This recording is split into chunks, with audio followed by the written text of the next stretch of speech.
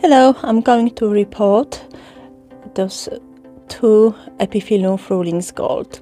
So I already made a video last year about this beautiful bloom, which is big, yellow and of incredible scent. So in fact I have three, but the third one has got buds and I don't want them to be dropped off. That's why I'm going to leave the plant alone. So my intention was to put all three of them into one pot to save on the space and to have a bushier one plant. So let's start.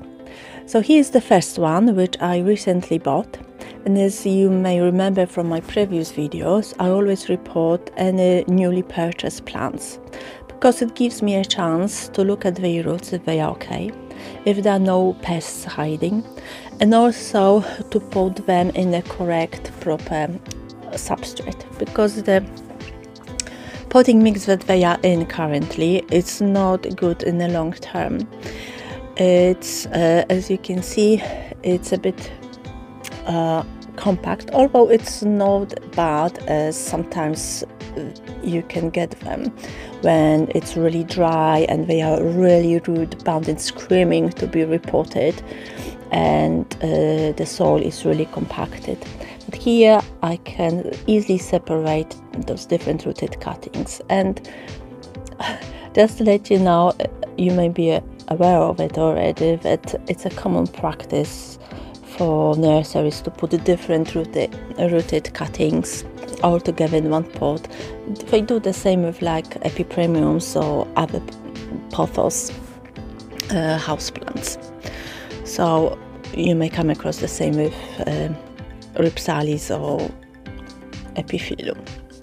So I'm going to clean off the roots from this soil as much as you can, because as you can see, all the roots are just stuck in the soil, so it's not really area and not the free draining, I think, as it should be.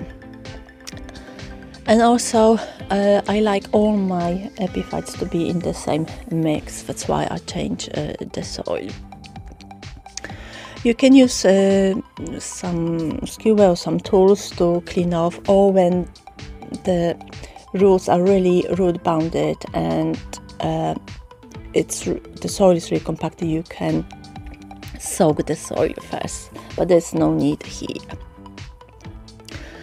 And after repotting, I'm not going to water for at least 5 days, just in case if there is a damage done to roots, so just to prevent any rotting.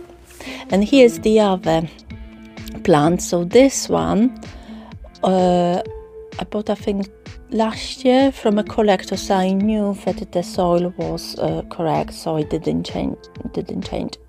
But as you can see, it's really root bound, so it's high time to change.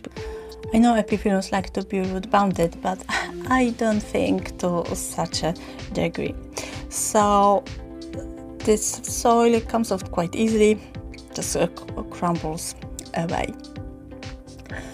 And all my epiphytic cacti, like Lepismium, Rhipsalis, Epiphyllum, Salincereus, all holiday cacti, I keep in this potting mix, which contains sand, because sand retains moisture for longer. Also horticular grit, which provides drainage, and also, if you think about it, some are epiphytes, some also lithophytes, meaning that these are plants which grows on rocks. Hence I add grit as well. This white thing is perlite, which again provides drainage and helps oxygen to go to roots, helping them grow nicely. Here it's natural feed, fish bones and blood, which is particularly rich in phosphorus, which again helps or promotes a healthy root system. As you can see, it's quite airy and will be free draining, but at the same time retaining moisture. So it's a different mix to the one that I use for my desert cacti. And another thing that I add is orchid potting mix, which is in this case bark and a bit of ceramides. So again, bark, because obviously in natural habitat they grow mostly on trees, not in a parasitic way, which I always mention. And finally, there is a bit of soil. It can be ready-made mix for cacti and succulents, or in that case is John's in number 2. So here is my potting mix for my epiphytes. So all mixed up, and I usually also add some active charcoal, but I ran out of it. So here you go. As you can see, it's just falling apart, so I think the plants should be happy there. And by the way, if you like my video, give me a thumb up or comment below, because all those activity and the films on YouTube help spreading channels across the YouTube. And now I've noticed that some part of when I was potting up didn't record properly, so that's why you can see most of it done. So first of all, I put some substrate at the bottom of the pot, and then I put the cuttings or rooted cuttings or plants, and now I'm just adding